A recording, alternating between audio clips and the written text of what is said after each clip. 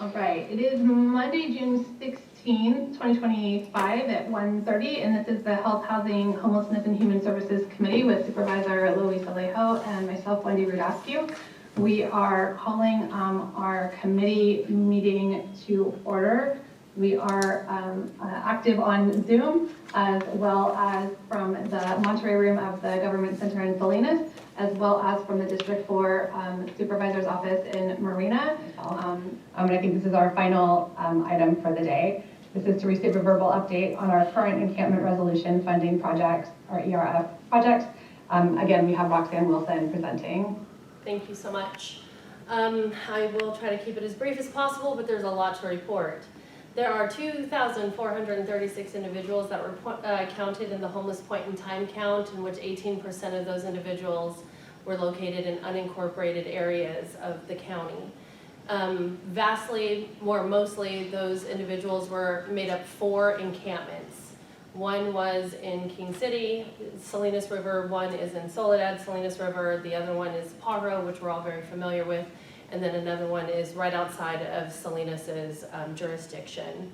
So my office had pursued 3 encampment resolution grants to serve the individuals that are currently in those encampments, that were or are currently in those encampments, and we were funded for all 3 that we pursued.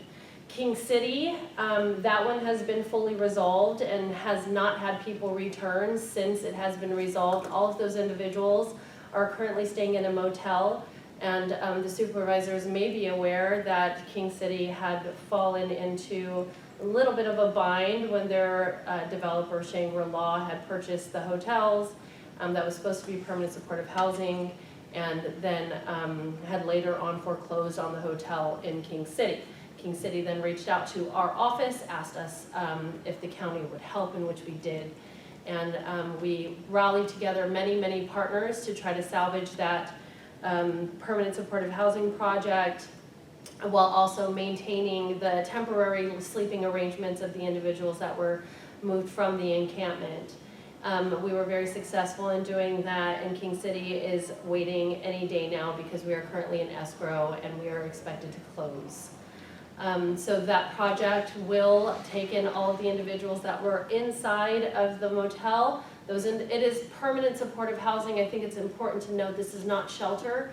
The individuals, once they move in, they will no longer be considered homeless. They will be paying their fair share of rent, and there are vouchers that will be covering the difference, because we do understand that most of those individuals are chronically homeless, meaning that they have some sort of disability which may limit their ability to make the $1,700 to $1,900 that it takes for you to afford rent for a studio apartment.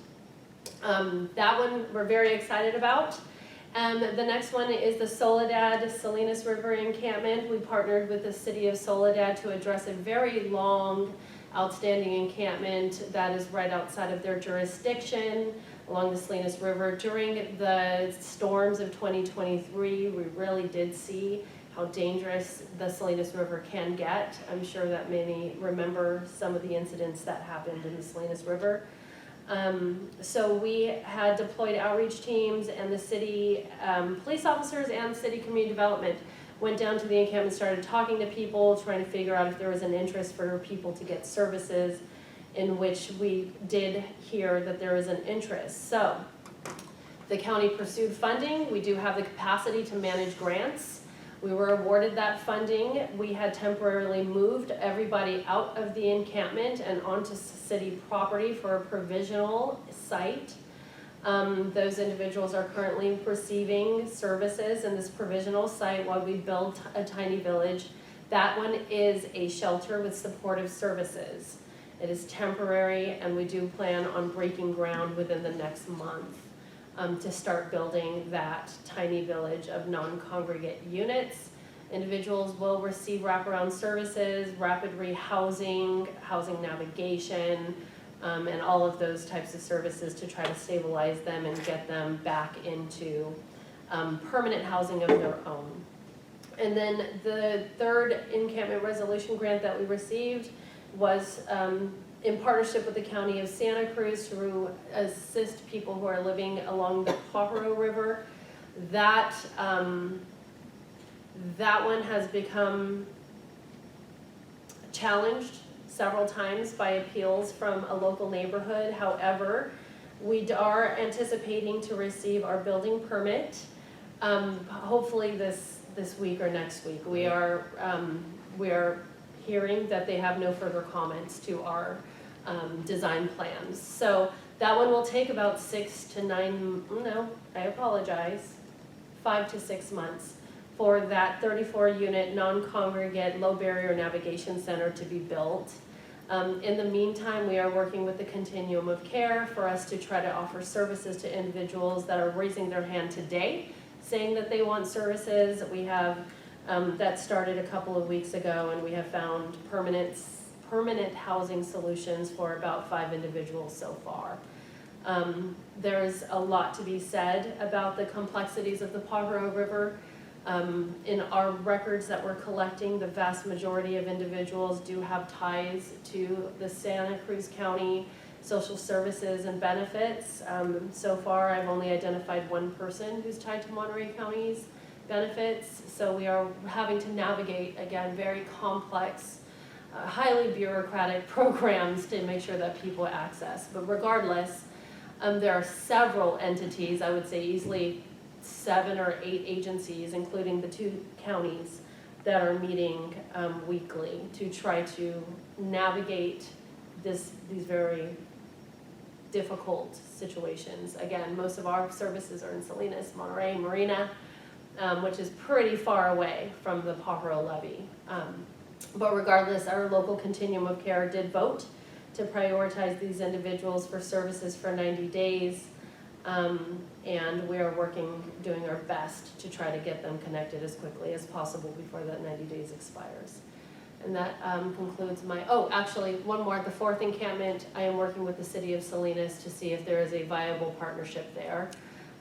If anybody watched the city of Salinas' city council meeting, they did talk about an empty asset that they have, in which we are seeing if they would be willing to allow us to use it for the 4th encampment in unincorporated areas. And I was very concerned with the governor's budget because he didn't include any money in January and then in the May revise for a next round of the homelessness funding for the next fiscal year, and a lot of work went into creating these shelters and these encampment resolutions funds. It's just troubling that the state isn't keeping its commitment to continue to provide additional rounds of funding that help sustain some of these programs. As Roxanne said, just the project in Watsonville took a lot of work, and I'm just concerned that once we get some of these programs up and operating, that the state funding is going to dry up, making the ability to keep these programs functioning much more difficult or at risk of closing. And I hope that, I provided a suggestion that I hope, like at least at the Share Center, that they should invite our legislators to come visit them, because these are the programs that will be at risk of closing if nothing is done to provide additional funding before the end of the legislative session, which I think this year ends in mid-September.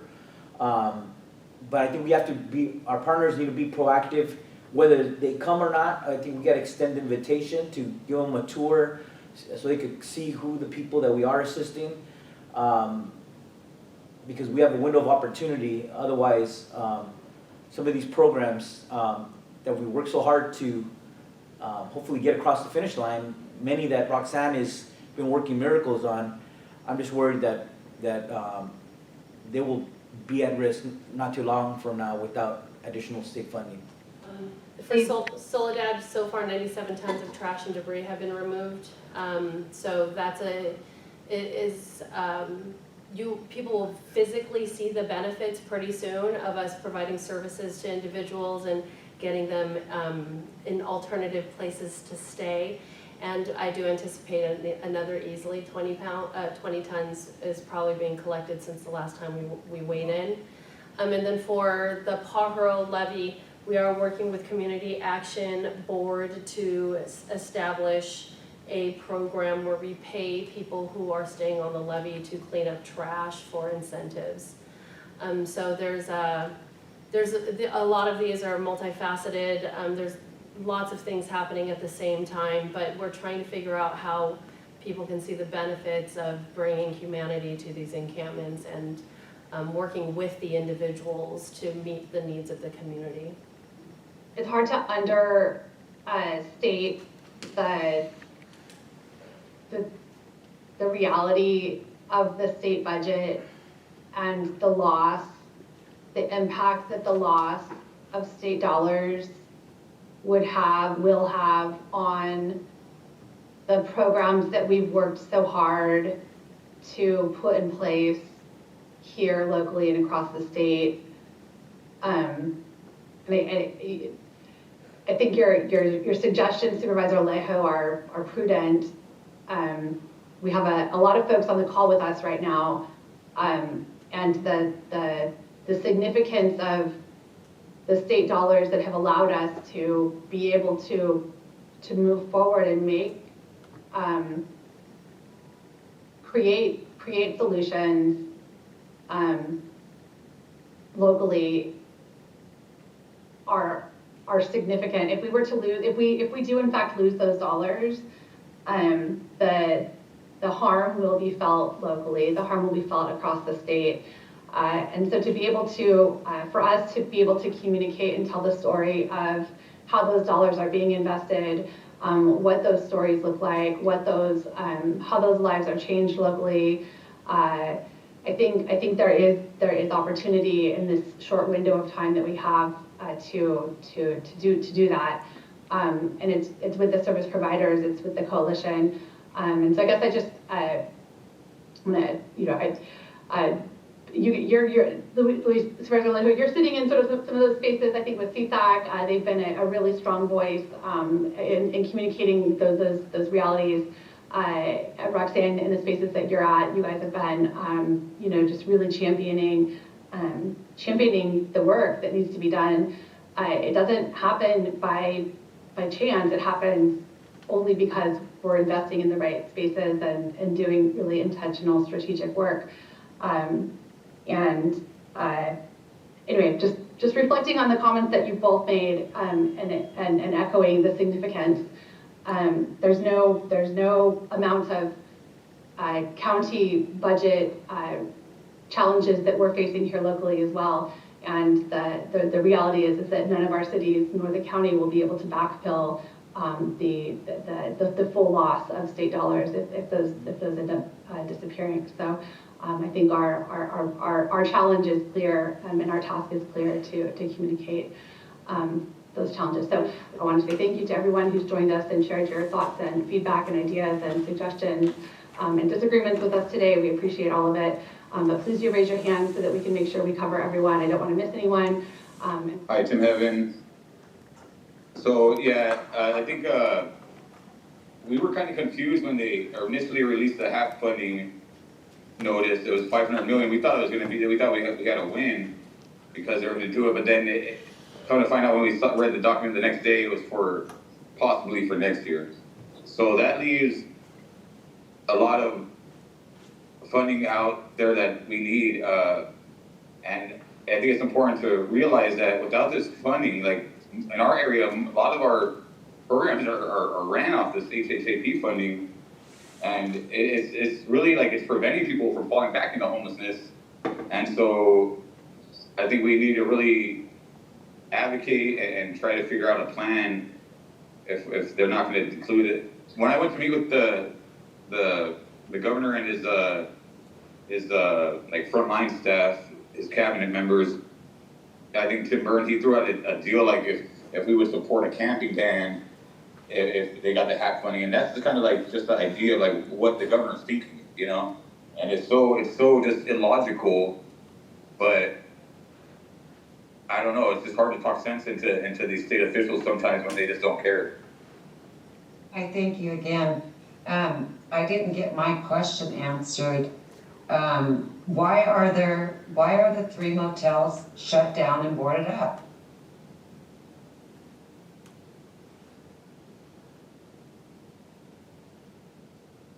And Kevin, we typically, Can I get an answer? yeah, Kevin, typically we don't do back and forth during public comment. I answer items that are within the items on the agenda. If you have questions, you're always welcome to follow up with staff outside of a board That is the committee agenda. meeting. That is the agenda. Why do we have 3 motels designed for the homeless that are now all boarded up? Why?